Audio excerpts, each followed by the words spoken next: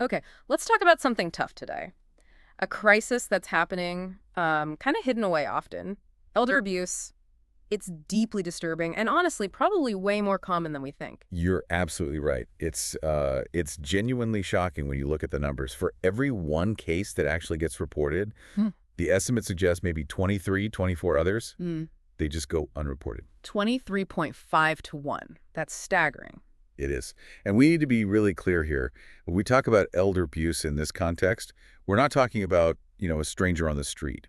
The definition is abuse happening within a relationship where there should be trust. Someone expected to care for the older person, but instead they cause harm or distress. That trust violation makes it even harder to grasp. So our mission today for this deep dive is really to give you a shortcut.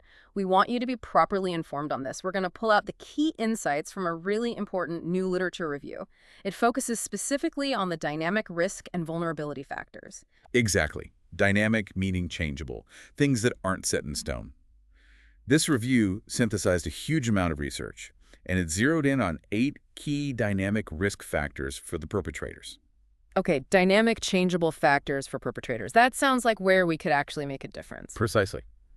Because these aren't just fixed character traits, they're things that interventions could potentially target. So among those 8 factors, Yeah. where does it get really interesting? What did the review flag as like the biggest predictor? Yeah, that's a key takeaway. The review identified substance use problems, the perpetrator's substance use, as the single best predictor. Single best predictor. Yeah, Wow. yeah. We're talking potentially 20, maybe even up to 50% of perpetrators dealing with this.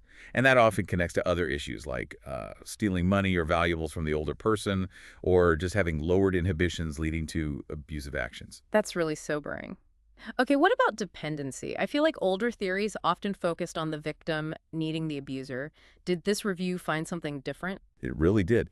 And this is a major shift in understanding. The review highlights that perpetrator dependency on the victim is actually a dominant risk factor. Wait, the perpetrator depending on the victim? Yes, often financially Mhm. or maybe for housing. It's not just the classic picture of a frail victim relying on the abuser. It can be the other way around. And that dependency can breed resentment in the perpetrator, which then fuels the abuse. That completely flips the script on common assumptions.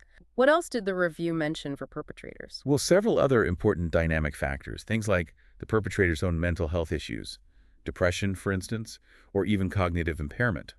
That impairment isn't just about, memory loss. It could mean poor impulse control, maybe erratic behavior, less empathy. Also, problems with stress and coping. Sometimes the older person begins to scapegoat, right? Unfairly blamed for the perpetrator's own life problems. And then there's things like negative attitudes. Ageism is a big one, or if the perpetrator themselves was victimized as a child. Oh, and relationship problems generally, especially if the perpetrator feels isolated, even if they aren't totally alone. Okay, that paints a complex picture on the perpetrator side. Let's shift focus now. What about the vulnerabilities? What makes an older adult more susceptible? And really important here, this isn't about blaming the victim, right? It's about understanding circumstances. Absolutely crucial point. Not victim blaming. It's about identifying factors that increase risk. So the victim's own health plays a role. Physical health problems or mental health issues like dementia or depression. These can make it harder to seek help or harder to even recognize the abuse. Sometimes, tragically, symptoms might be misinterpreted by the perpetrator as difficult behaviors. Creating a really difficult cycle. And just like with perpetrators, what about substance use on the victim side? Yes, that's another factor. If the victim has substance use problems, it can impair their judgment, their ability to protect themselves, or even lead to self-neglect, all of which increases vulnerability. And victim attitudes. How do they fit in? That's a really tough one. The research shows things like self-blame are common, or a really strong desire to protect the abuser, maybe out of shame or family loyalty, or if they have a history being victimized before. These things can really stop someone from reporting. Keeping the abuse hidden. Exactly. It perpetuates the cycle. And rounding out the victim side. Dependency and isolation. Yes, those are critical too. If the victim is dependent on the perpetrator financially, functionally, maybe emotionally, it's incredibly hard to leave. And social isolation, whether it's real lack of contact or just feeling unsupported, cuts off avenues for help. So we have these lists of factors for both sides. How do they connect? That's the key, really. They don't exist in separate boxes. They intertwine. They're often causally linked. Think about it.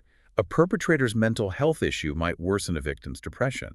Or, like we said, a perpetrator's substance abuse leads to financial problems, making them dependent. Right. And if the victim then has cognitive decline. It creates a perfect storm. Yeah. It really shows why we need a sort of holistic or ecological view. We need to see the whole picture. And that really highlights the power of this research, doesn't it? It's identifying these dynamic, these changeable factors. It moves us past just spotting abuse after it happens. Exactly. It gives professionals actual targets, things to focus on for prevention, for intervention.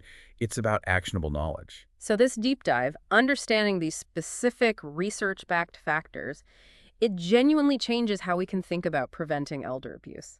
It's not just knowing it exists, but understanding the why and maybe the how to stop it. Which leads to, I think, a really important question for everyone listening.